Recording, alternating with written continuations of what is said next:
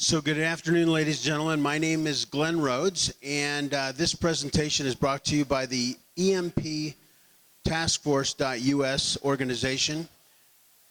So I am a National Operations Director for the Electromagnetic Pulse Task Force. It is a task force that was culminated and started by EMP Chief of Staff Dr. Peter Vincent Pry. He is on the EMP Commission staff, and as some of you may or may not know, the EMP Commission has been studying this phenomenon for about 17 years. So we're actively involved in helping Peter and some other organizations, which we'll explain in a minute, to make it a complete paradigm change, if you will, of the electrical power grid.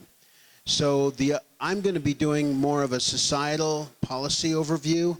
Then we're going to have Randy White. Randy, could you stand up a second? He's going to be doing a more technical engineering overview of some of the systems that we're looking at and some of the solutions. The executive summary that we're going to do today will consist of explaining a little bit of the energy watershed moment that we're currently in. We're going to also tell you about the race to protect America from an EMP pulse or any other catastrophic electromagnetic event, and the race to protect Colorado as well. So we have a shared partnership. So if I could do a lay of the land, way back in 2002, Congress hired my boss to hire the first EMP commissioners. Okay, these are some of the top physicists in the country. So it became the EMP Commission, and it was organized to study the effects and long-term solutions of how we could mitigate electromagnetic pulse catastrophes in America. So after that was created, another organization called the Secure Grid Coalition, co-chaired by James Woolsey and Newt Gingrich, decided to create a grassroots movement to see how we could change America. So we operate under that umbrella of the Secure Grid Coalition as one of the main movements called the EMP Task Force of National Homeland Security. We work together with the FBI InfoGuard SIG, which is another organization, which is a public sector partnership with the FBI and infrastructure providers to protect America. We also work with an organization called the Center for Security Policy and the Foundation for Resilient Societies. And then the last organization is the EIS Council, represented by Avi Snore out of California. I'm going to start with a trailer. And by the way, David, you need to raise your hand. We have a documentary filmmaker right now here, and we're going to play his trailer for you.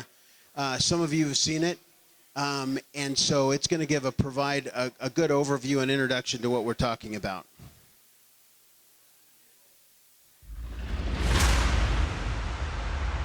One of these three things will happen. There will be a cyber attack, a Carrington event, a nuclear EMP, and all three of them have essentially the same effect. They bring down the grid. You cannot sustain the population of a 21st century superpower without electricity. And unfortunately, every bad guy on the planet knows that. We're not only going to be dealing with nation states, but we're going to be dealing with groups, with individuals. That makes this really problematic. We know Mother Nature is going to do an EMP laydown in due course. These things happen roughly every 100 years. Well, we're about 160 years overdue. It's coming, folks.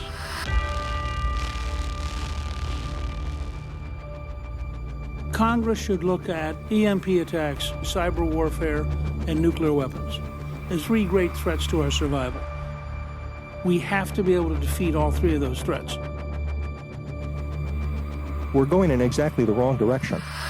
When the EMP Commission has already spent 17 years studying the threat, has repeatedly told Congress this is a real threat, and we know how to protect against it. Work back from consequence, you rapidly become unreasonable because the consequences are so horrible. I gave up on trying to get institutions here in Washington to deal with this issue.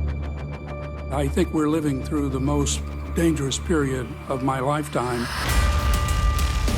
This is vastly bigger than 9/11. The day before it happened would have been regarded as highly unlikely. You're talking about a catastrophic event. You take civilization back to the 1800s. Our citizens are not prepared in this country for the low to no notice big events.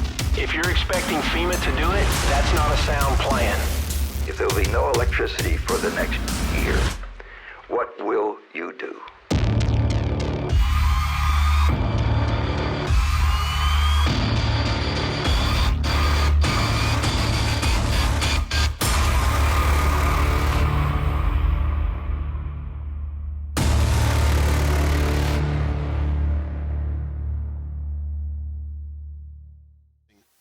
So the whole premise of the documentary is that mankind is at a turning point right now. We are at a watershed moment in energy where we have to address some needs.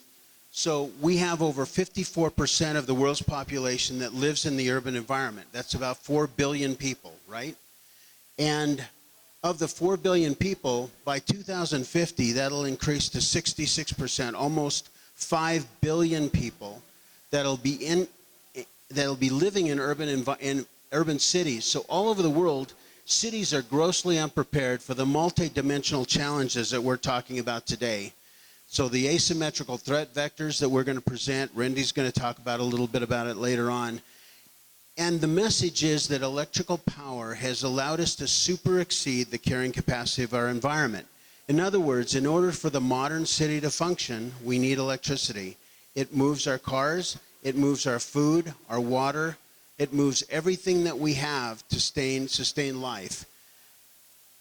Now, for me, my own personal journey happened on March the 11th, 2011, and I don't know if you remember what happened on that day, but the Tohoku earth fault ruptured, and it caused a tidal wave that inundated the backup generators that were supplying precious cooling water to the Fukushima nuclear power plant.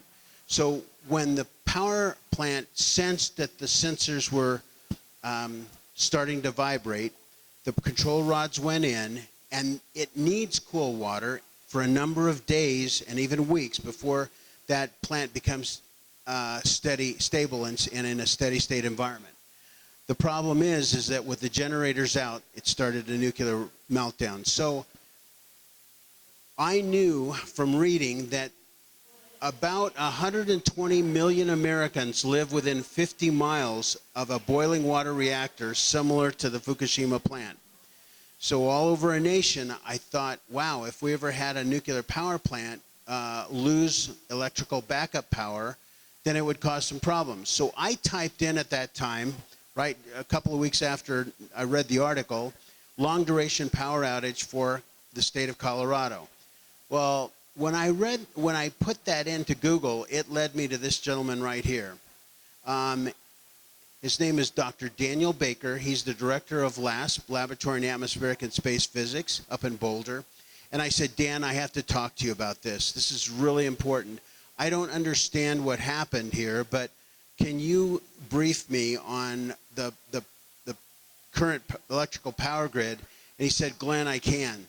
So Dan proceeded to tell me about some threat vectors that could actually disrupt the power grid, not for a week, not for 2 weeks, but possibly 6 months to a year. And as he started to explain it, I started feeling more and more hopeless, in a way, of saying, how can we start to understand this enormous challenge, okay? So it led me to an overall fundamental study of the electrical power grid. So if you can see this, that right there are the 2,143 extra high voltage transformers that are the backbone for the national power grid. And that little figure right there is actually a person. These things weigh from 400 to 700 tons. When they were put in 40 and 50 years ago, there were actually rail lines that actually put these into place originally in the substations. Now those rail lines are long since gone. The other thing is, in order to build one of these things, it takes anywhere from 24 to 36 months. So we have no way of adequately, if these were to fail, replace them in enough time before it would cause severe damage and severe societal chaos to the population. The other thing that Dr. Dan Baker said is that there's more than electromagnetic attack or pulse. There's also cyber attacks, physical attacks, natural phenomenon.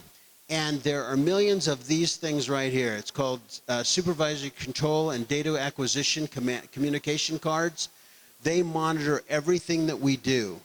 So when we helped introduce some legislation in 2015, we had John Kappeman from the Meditech, and he was also an EMP staffer, come in and testify that these things control everything from natural gas line overpressures to, believe it or not, the boilers on coal-fired power plants.